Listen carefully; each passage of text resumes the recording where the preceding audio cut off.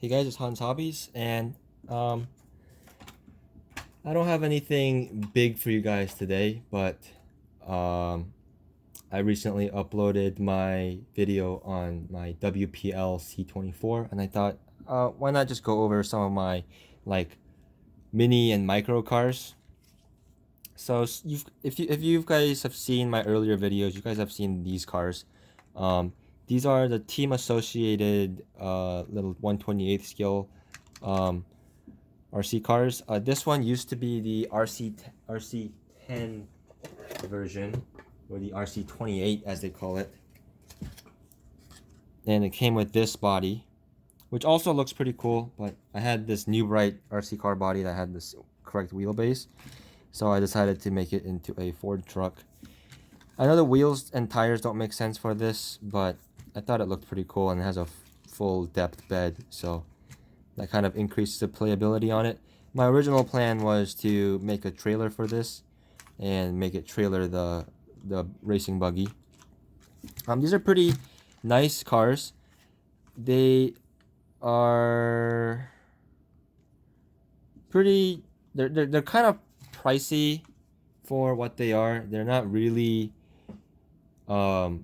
that repairable. They're kind of repairable, but they're kind of similar to consumer grade RC cars. So they're kind of expensive for what they are, but having some sort of part support for it, I guess $50 isn't too bad. My main complaint with these things is the wheels aren't held on by any like wheel nut or like hex or anything. They're just on this like splined thing, like splined shaft, which also gets a lot of hair on it if you drive it on carpet. But the problem with the spline is the splines are very fine, and it just plugs into this round hole. So what happens often is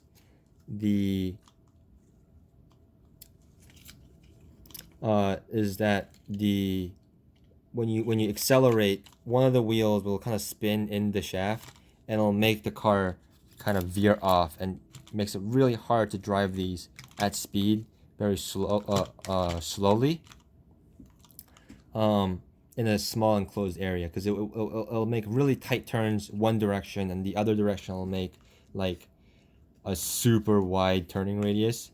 So that's something I'm gonna have to try to fix. Another thing I have to try to fix is this common issue. If you do jump, especially the buggy version, if you do jump it often, you'll see I already lost a spring here. This is not the first time. I just noticed this. You lose the spring because there's nothing really stopping this thing from coming in and out. Like at full extension, um, the shock is barely holding on. So if you crash at full extension at a slight angle, you might knock these springs out, which sucks because then your car drives very funny. But you can replace them with like springs out of a pen, like I did with this one. The only problem with that going in is it will make the car a lot stiffer and a lot bouncier, so that is something you're gonna have to look at. But other than that, it's a pretty cool truck, or pretty cool buggy and truck. It also comes in a short course version, which is also cool, but I like these. I do drive these around every once in a while. Yeah, it's pretty good. And then the RC28, this the buggy version, I think also looks really cool. I wish I had the 10 scale version. But moving on, slightly bigger, is we have a 1/24th scale ECX Barrage. And this thing is garbage. This thing sucks. So it has the geometry and it has the capability to do it like physically and mechanically, but the stuff it comes with is crap. So the ESC and the motor are fine. They're perfectly fine for this application.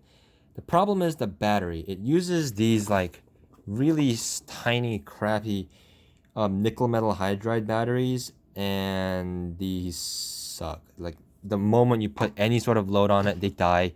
So it can't really climb up a whole bunch. You can't really do a lot of crawling. It's also a very high center of gravity because of this whole roll cage bit. So you're gonna, if you want to lower the center of gravity, you're gonna have to fix that. Like you're gonna have to come up with something different for up here.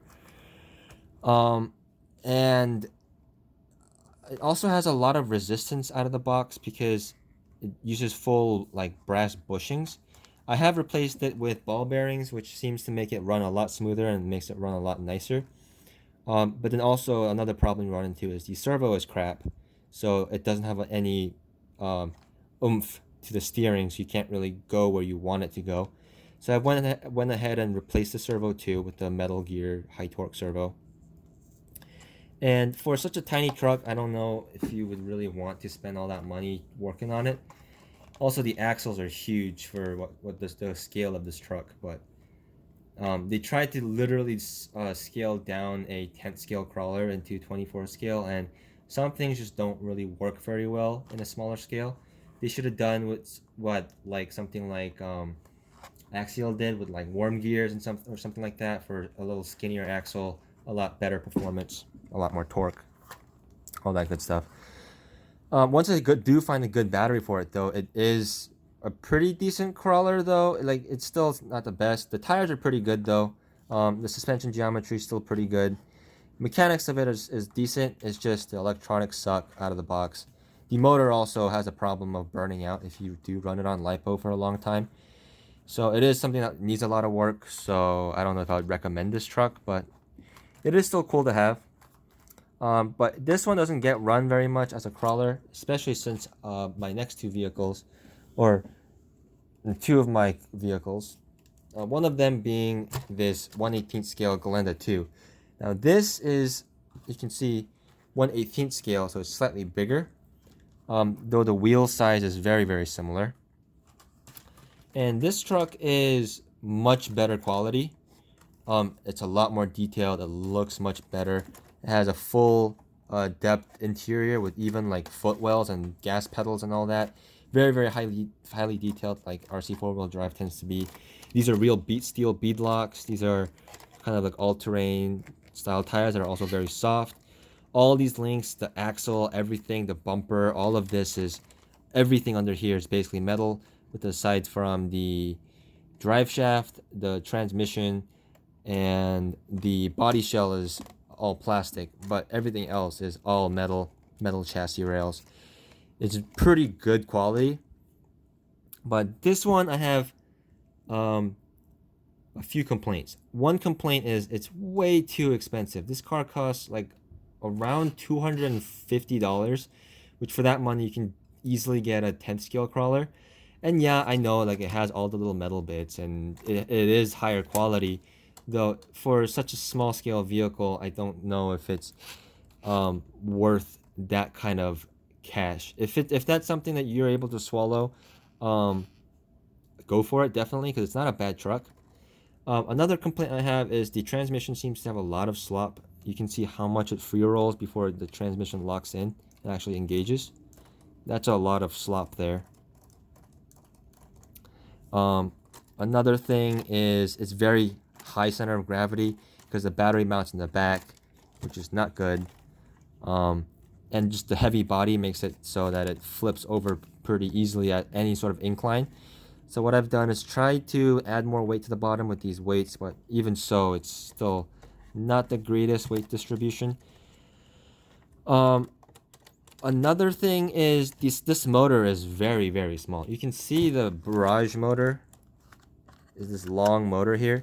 This one has this like standard micro-sized motor, which is pretty small. I don't know why they couldn't have put a bigger motor in there, but it's the drivetrain still works pretty well, so that's not a huge complaint.